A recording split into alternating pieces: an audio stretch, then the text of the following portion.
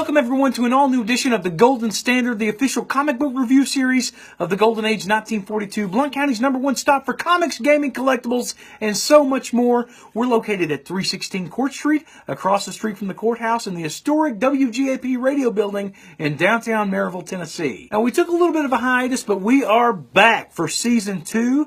For those of you just joining us for the first time, my name is Chuck, and in each webisode of the Golden Standard, we will review a comic book that we have here in the store. Sometimes we might interview a special guest or artist, or cover a certain comics-related topic or event that's going on here at the store.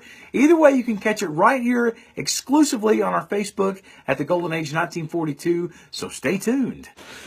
It's cold outside. And if you want to stay inside and bundle up with a really good comic book, and maybe even do so with your kids, then we have just the book for you. We're taking a look at Goosebumps Monsters at Midnight from IDW. The new comic book is based on R.L. Stine's wildly popular children's horror books from the 1990s and is written by Jeremy Lambert with art by Chris Feniglio. Monsters at Midnight tells the story of Mia and Jenny, two young girls who are spending a somewhat boring and uneventful summer with their grandmother. But that's all about to change. One afternoon, while out running some errands with their grandmother, the girls come across a creepy old bookstore, and Jenny, the younger sister, really wants to go in. But their grandmother replies, "I'm sorry, sweetie, not today." That evening, bored out of their minds, the girls decide to sneak out of the house while their grandmother is asleep and go back to the bookstore to check it out. Upon arrival, the girls realize there is definitely something spooky and strange about this bookstore, and in a hurried attempt to leave, are whisked away to Horrorland, a nightmarish other dimension filled with ghouls, ghosts, and goblins, many of which Goosebumps fans will recognize, such as the ruler of Horrorland, Slappy the Dummy. You'll never escape Horrorland. From here, Mia and Jenny must desperately find their way back home, all the while evading Slappy and his minions and avoiding all sorts of ghouls, ghosts, and goblins around every corner. Now, this is a great book for kids. It's a great book for adults who grew up reading Goosebumps, and it's something that they can read to their kids, that they can share with their kids together.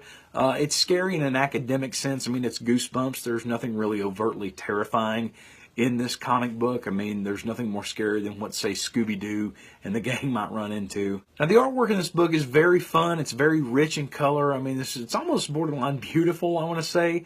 It has a very animated cartoon look to it, so much so that some of the scenes and some of the characters in this seem like they want to just pop right off the panel at you. And one of the things that really stood out to me in this book, as far as the artwork, sort of ways that Chris Feniglio achieves this sense of an animated cartoon, is you really get a sense of how these characters move, and you really get a feel for the energy in their movements. So I thought that was really cool. It really kind of added to that animated cartoon feel of it, and I feel like the way that that was done so perfectly. It just kept up with the pace of this story. All that energy was just connected perfectly with sort of the fast-moving pace of the story of this comic book.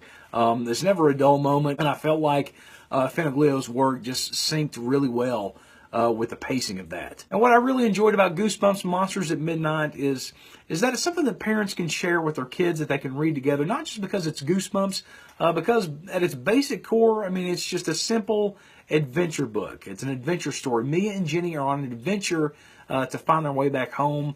And to me, that's just sort of the best thing that parents could probably share with their kids, something they could read together and follow along and just have a good time with. A really fun book. Issues 1 and 2 of Goosebumps Monsters at Midnight are currently available here at the Golden Age 1942. You can find the latest issue on our new release shelf. If you're looking for any back issues, you can find them in what's called our light reading section.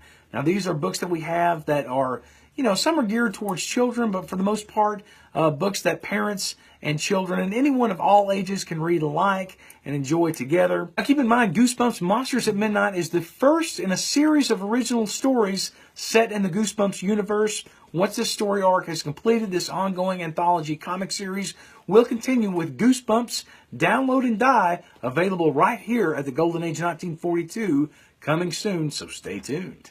This has been another edition of the Golden Standard, the official comic book review series of the Golden Age 1942. Leave your comments below and let us know if you've read Goosebumps Monsters at Midnight, or just tell us what you're reading. If you have any suggestions on what you'd like for us to review next, let us know. In the meantime, hope to see you in the store. God bless. See ya.